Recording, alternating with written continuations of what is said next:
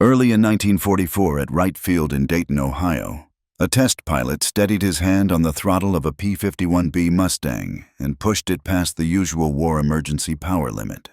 The engine thundered as the boost pressure climbed to 75 inches of mercury, driven by a new experimental fuel known simply as Grade 150.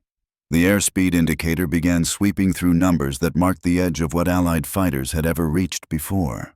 At 25,000 feet, the Mustang surged past 448 miles per hour. Down on the ground, test engineers exchanged wary glances as the pilot's voice crackled over the radio. This was not a minor improvement.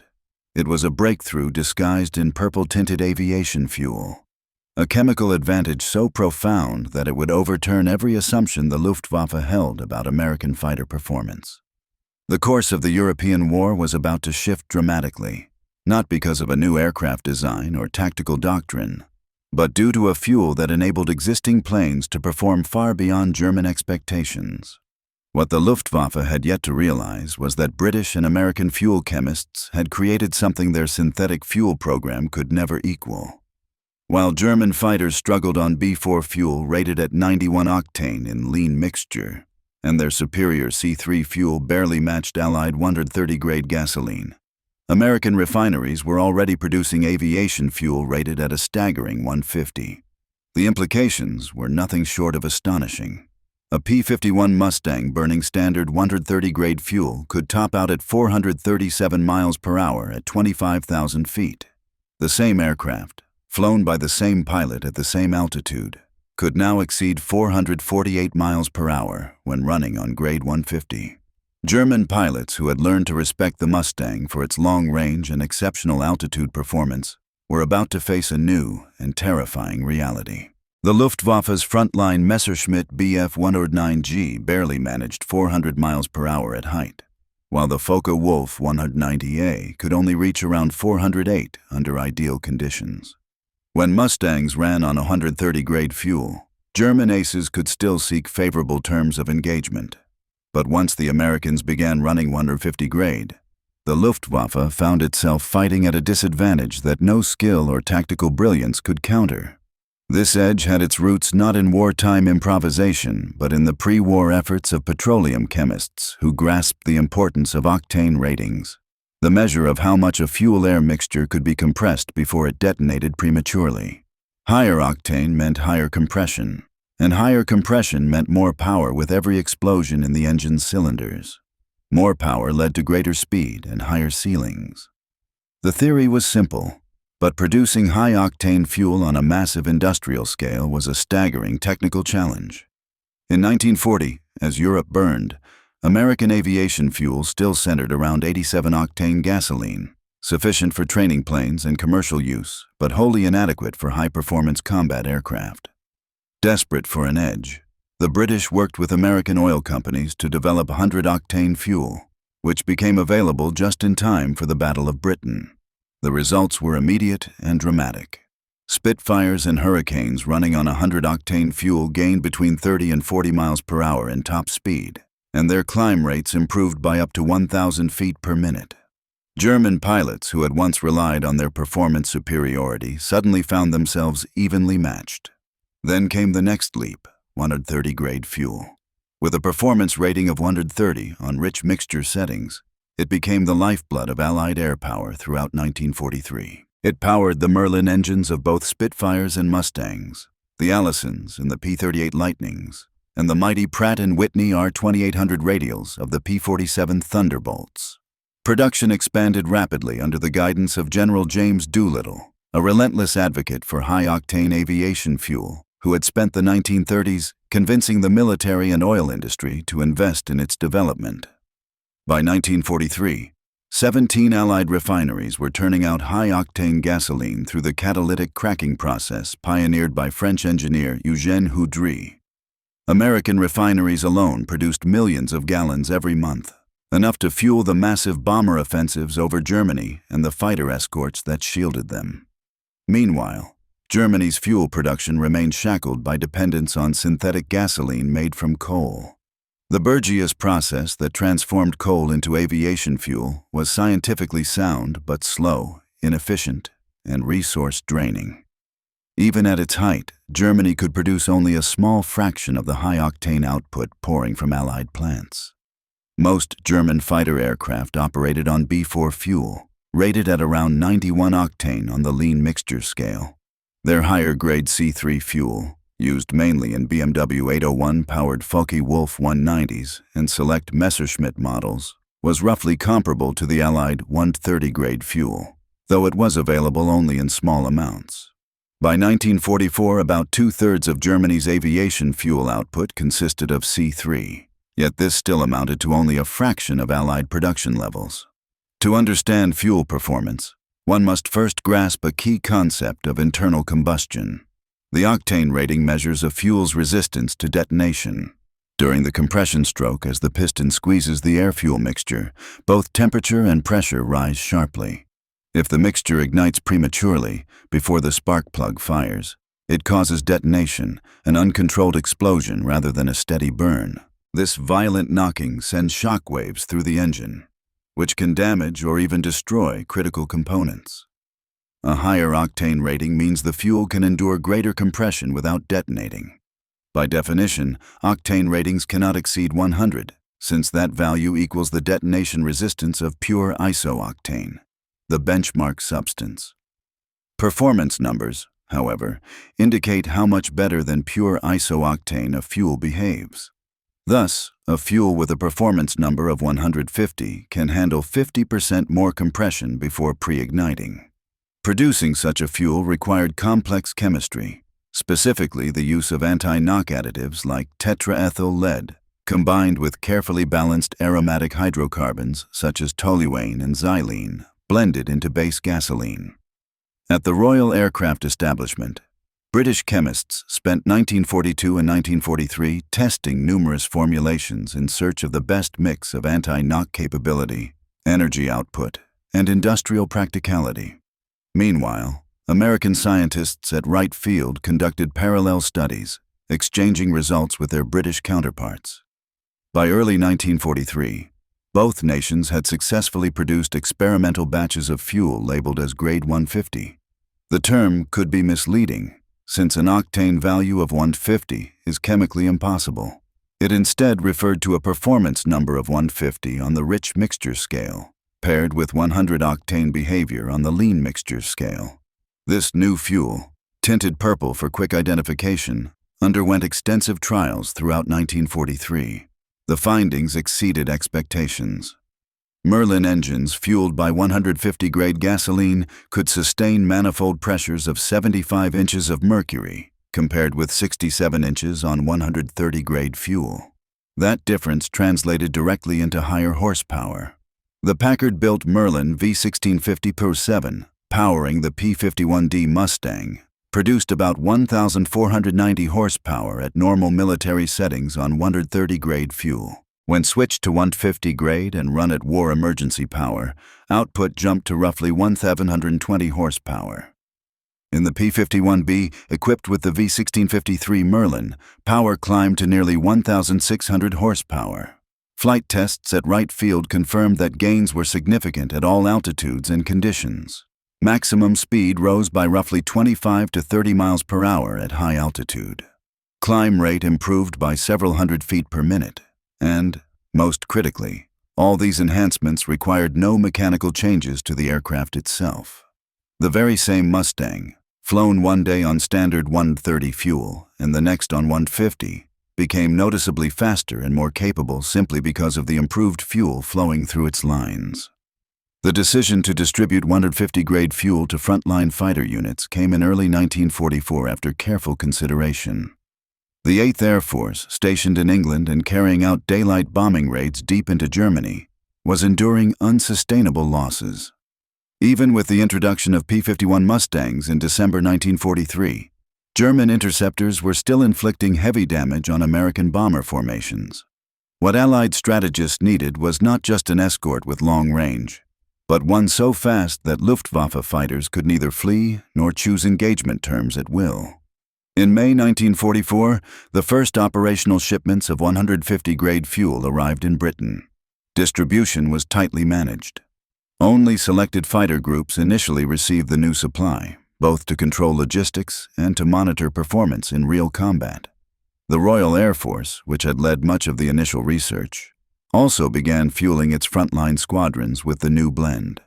Priority went to high-speed intercept units, especially those assigned to combat the German V-1 flying bombs that began striking London in June 1944. The V-1 traveled at roughly 400 miles per hour at low altitudes. Intercepting these pilotless weapons demanded fighters capable of matching or exceeding that velocity near sea level, where dense air reduced aircraft performance. Hawker Tempests and Spitfire Mark 14s barely managed to overtake the V-1s, while Mustangs using standard fuel were only marginally effective. Mustangs fueled with the new 150 grade blend had enough of a speed advantage to intercept their targets consistently. On June 18, 1944, Major R.E. Turner of the 356th Fighter Squadron destroyed a V-1 flying bomb by nudging its wing with the tip of his P-51's own wing, demonstrating a method that would be repeated at least 16 more times throughout the campaign. The maneuver demanded extraordinary precision and speed.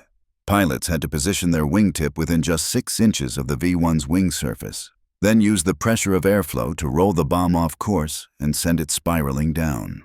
The first large-scale combat use of 150-grade fuel by American P-51 squadrons came that same month, coinciding with the Normandy invasion.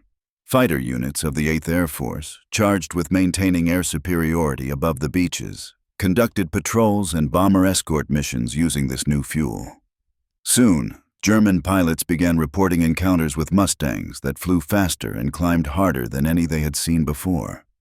Luftwaffe intelligence officers collected numerous accounts describing American fighters that seemed impossible to catch at any altitude, that could accelerate away from German interceptors effortlessly, and that appeared to possess inexhaustible power reserves.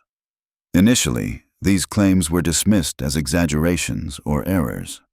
Analysts assumed that German airmen, worn down, outnumbered, and suffering mounting losses, were misjudging their opponent's performance under stress. That interpretation was entirely wrong, though the truth wouldn't be fully understood until after the war. Gunther Rall, a Luftwaffe ace credited with 275 victories, most of them on the Eastern Front, later flew missions against American fighters over Germany in 1944. In interviews decades later, during the 1970s and 80s, Rall described his astonishment at the performance of late-war Mustangs. Having later test-flown captured American aircraft such as the P-51, P-47, and P-38, he admitted that the Mustang in particular had impressed him with its speed, climb rate, and high-altitude capability. What Rall and most German pilots never realized during the war was that they had been fighting against aircraft whose engines were chemically boosted beyond their intended design limits, operating at power settings the original engineers had never imagined. The Merlin engine, built by Rolls-Royce and produced under license by Packard, had been designed with strict attention to temperature thresholds, bearing stress and detonation resistance. Running it at elevated boost pressures strained every one of those limits. What made 150-grade fuel revolutionary was that it enabled engines to run at these extreme settings without the destructive detonation that would have shattered engines using lower octane fuels under the same conditions. This capability stemmed from the intricate chemistry inside the combustion chamber, where heat, pressure, air, and fuel molecules interacted. The main additive, tetraethyl lead, suppressed spontaneous ignition by disrupting the chain reactions that caused pre-detonation. However, there were downsides. Tetraethyl lead was highly toxic, demanding cautious handling by maintenance crews. It also left metallic deposits on spark plugs, valves, and cylinder walls, increasing maintenance workloads. Because 150-grade fuel contained an exceptionally high lead concentration, these problems worsened. Fighter units using it soon experienced more frequent spark plug fouling and faster cylinder wear, but American ground crews adapted quickly. Maintenance routines were revised. Spark plugs were replaced more often. Cylinder checks became more regular, and overhaul intervals were shortened accordingly. Despite the extra workload, the performance improvements easily justified the effort. Pilots had to learn new procedures to exploit the higher-grade fuel safely.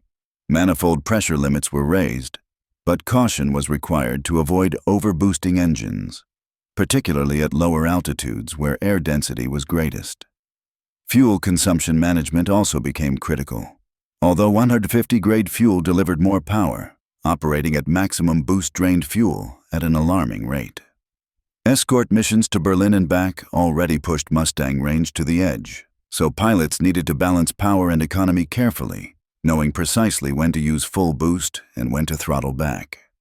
Combat reports from the summer and autumn of 1944 recorded the results of this transformation. 8th Air Force squadrons equipped with the new fuel reported better victory-to-loss ratios and greater success intercepting enemy fighters attacking bomber groups. Luftwaffe pilots who once relied on fast, diving strikes followed by quick escapes found that their aircraft could no longer outrun the pursuing Mustangs. On August 6, 1944, Lieutenant Hollis Bud Nolan of the 357th Fighter Group, flying during the Operation Frantic shuttle missions to Soviet airfields, encountered German fighters over Eastern Europe. Flying his P-51D Mustang named Hell's Bells and powered by 150-grade fuel, Lieutenant Hollis Bud Nolan engaged a Messerschmitt Bf 109 piloted by Gunther Schack. During the brief and violent encounter, Nolan's speed advantage proved decisive.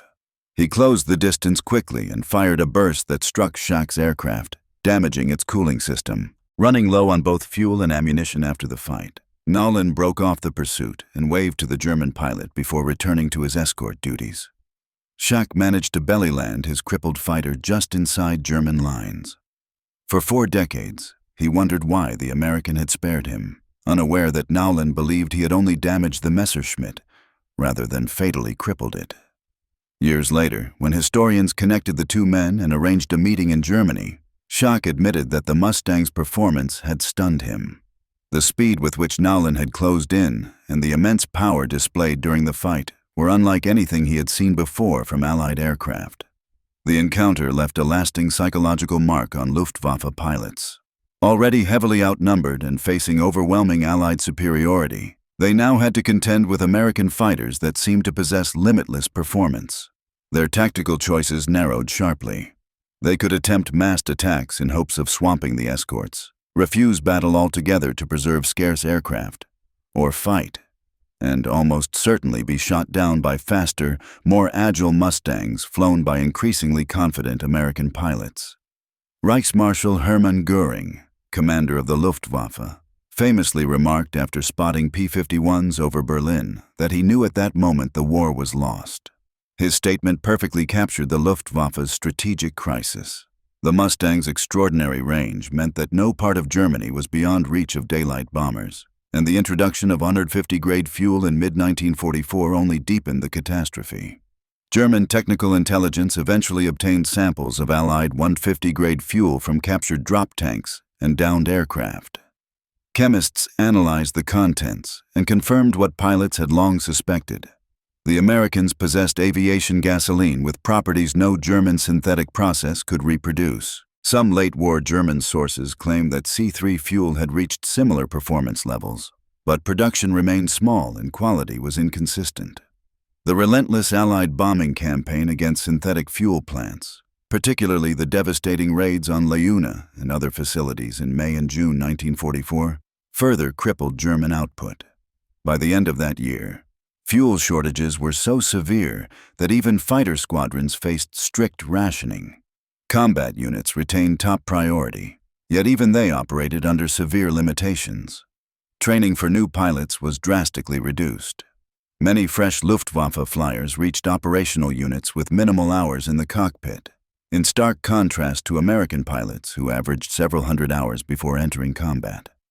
Between January and May 1944, before the widespread use of 150-grade fuel, American bomber losses averaged between 3 and 6% per mission, sustainable but painfully high. From June through December 1944, after the new fuel's introduction and the establishment of air superiority, losses dropped to under 2% per mission. Fighter victories surged dramatically. Across the 8th, 9th and 15th Air Forces, American P-51 units claimed roughly 4,050 German aircraft destroyed in air-to-air combat between late 1943 and May 1945, with a large portion of those kills occurring after June 1944. The Luftwaffe's experienced pilot corps, already depleted by the brutal Eastern Front, was systematically annihilated. By D-Day, June 6, 1944, only 2 German aircraft appeared over the Normandy beaches. The Luftwaffe still owned thousands of fighters on paper, but lacked the fuel, trained airmen, and operational flexibility to use them effectively. The technical qualities of 150-grade fuel were remarkable. Its lean mixture octane rating of 100 meant it resisted detonation as well as pure iso-octane during cruise conditions, while its rich mixture performance number of 150 allowed it to withstand 50% more compression under full power. This dual behavior let pilots fly economically at cruising power and then switch to rich mixture at combat boost levels without fear of engine-destroying detonation. Handling the new fuel required strict safety measures because of its high tetraethyl lead content. Ground personnel wore protective gear during refueling, and any spills were cleaned immediately to prevent lead contamination. Fuel trucks and storage tanks were prominently labeled to avoid mixing different grades, and despite the added caution, safety records remained excellent with very few industrial mishaps. The transition to 150-grade fuel in combat squadrons also demanded pilot instruction. Aviators were briefed on the fuel's unique characteristics and trained in revised engine management procedures. Manifold pressure limits were raised accordingly, allowing pilots to extract the full advantage from the new fuel without damaging their engines. Operational procedures clearly outlined when and how pilots could apply maximum power. No modifications were necessary to the aircraft. The engines, fuel systems, and all related components were fully compatible with both standard and 150-grade fuel. This interchangeability greatly simplified logistics and field operations.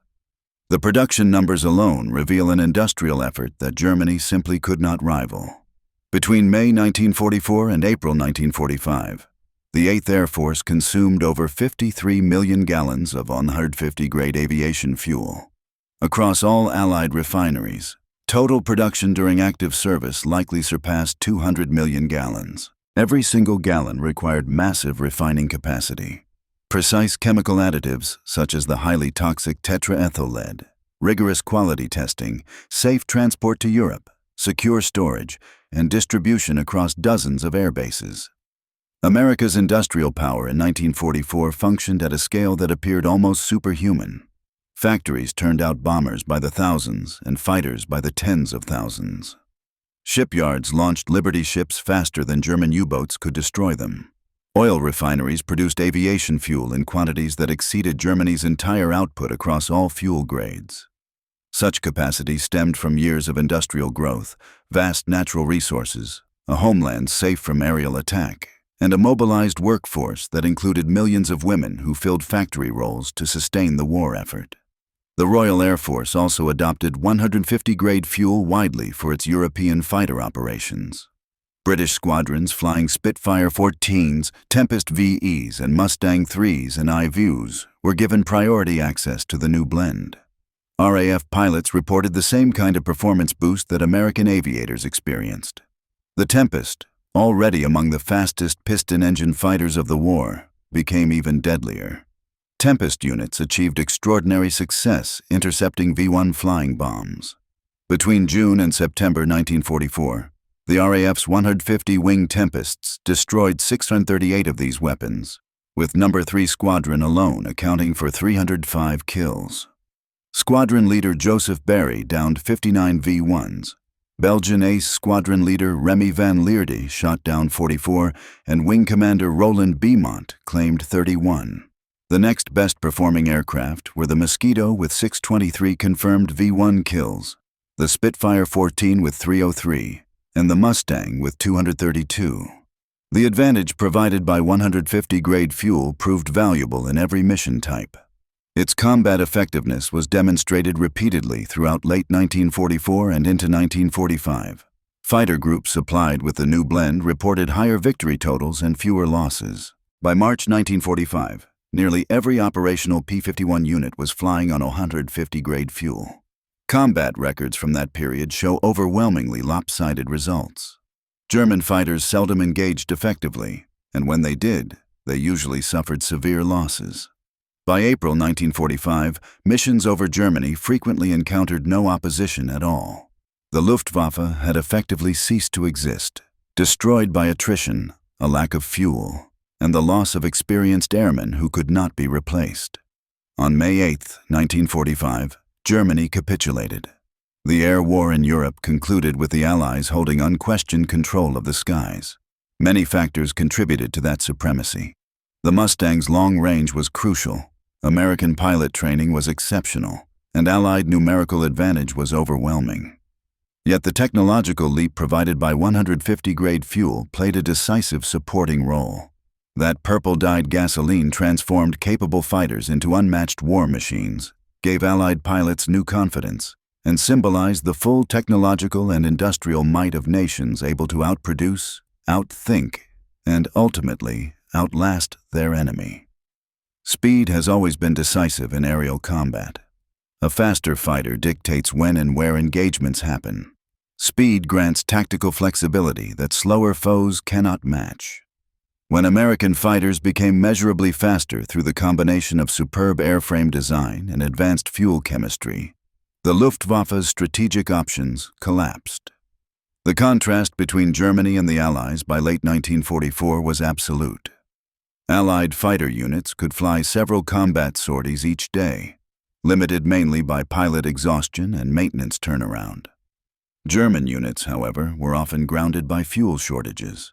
Even when they did fly, strict fuel-saving rules constrained their combat maneuvering. A German pilot who burned too much fuel in a dogfight risked being unable to return home. An American pilot, by contrast, could use full power whenever necessary, confident that ample reserves awaited him on the ground. This operational freedom carried immense strategic weight. Allied airmen could maintain constant patrols, respond to threats instantly, and continue large-scale operations without interruption. German pilots had to conserve every drop, plan engagements carefully, and often disengage not because they were beaten, but because they lacked the fuel to continue fighting. For many Luftwaffe flyers, every mission felt like it could be their last, not only due to combat danger, but because fuel supplies for another sortie might simply not exist. Allied pilots, on the other hand, flew with assurance born from overwhelming material superiority. They knew their machines were fast, their fuel supplies were secure, and their logistical support unmatched. This confidence translated into bolder tactics, improved combat effectiveness, and higher survival rates among Allied pilots. The story of 150-grade fuel is, at its core, the story of industrial warfare. Victory went to the side that could produce not only greater numbers of aircraft, but better performing ones. Not only enough fuel, but superior fuel. Not just adequately trained aviators, but an overwhelming surplus of skilled pilots, supported by an industry capable of replacing losses faster than the enemy could inflict them. American and British fuel chemists working tirelessly in laboratories and refineries never flew through flak or faced enemy interceptors. Yet their precise work, measured in octane values, manifold pressures, and detonation thresholds, played a decisive role in determining who ruled the skies over Europe in 1944 and 1945. Each time a P-51 pilot advanced his throttle and felt his Mustang surge with unmatched power, he was benefiting from chemistry that turned crude oil into something extraordinary. German planners had calculated American aircraft performance based on known design limits and standard fuel grades. What they met instead were fighters that defied expectations. Machines powered by a fuel system so advanced and abundant that it symbolized an industrial strength Germany could never rival. By the spring of 1945, as Allied forces advanced from both east and west, the Luftwaffe had ceased to function as an organized air arm. A few squadrons still flew missions, often with barely enough fuel for a single flight. Jet aircraft like the Me-262 marked a technological breakthrough, but they arrived too late, in too few numbers, crippled by lack of fuel and the disappearance of veteran pilots who had been steadily eliminated in combat. The final figures reveal the cumulative weight of Allied advantages.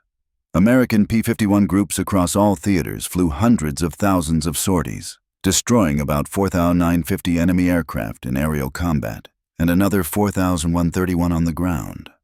Those statistics reflected more than metal wreckage. They represented dead or captured pilots, irreplaceable experience lost, and wasted German industrial resources spent on replacements that were themselves destroyed before altering the war's course. The 150-grade fuel was not the sole cause of this outcome, but it contributed heavily. It provided the critical edge that turned a hard-fought contest into a decisive victory. The 448-mile-per-hour top speed a properly boosted Mustang could reach symbolized not only raw speed, but also technological mastery and industrial dominance.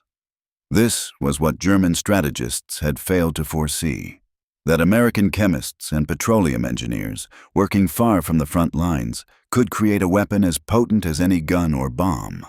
That a vivid purple gasoline could shape aerial warfare as profoundly as superior tactics or disciplined training. The key to air supremacy in 1945 lay partly in the compression ratios of piston engines, the anti-knock behavior of aromatic hydrocarbons, and the performance ratings of fuels beyond anything German factories could synthesize. The P-51 Mustangs that roared over Berlin in early 1944 were formidable machines. Those that flew the same skies a year later were identical in design, yet vastly more powerful because of the fuel that coursed through their engines. That difference, expressed in octane numbers, pressure readings, and airspeed dials, was among the decisive factors that determined the outcome of Europe's air war. Within that advantage rested the fate of Nazi Germany and the proof of Allied industrial supremacy, embodied in a purple-tinted liquid pumped into tanks, burned in roaring engines, and transformed into victory one mission after another.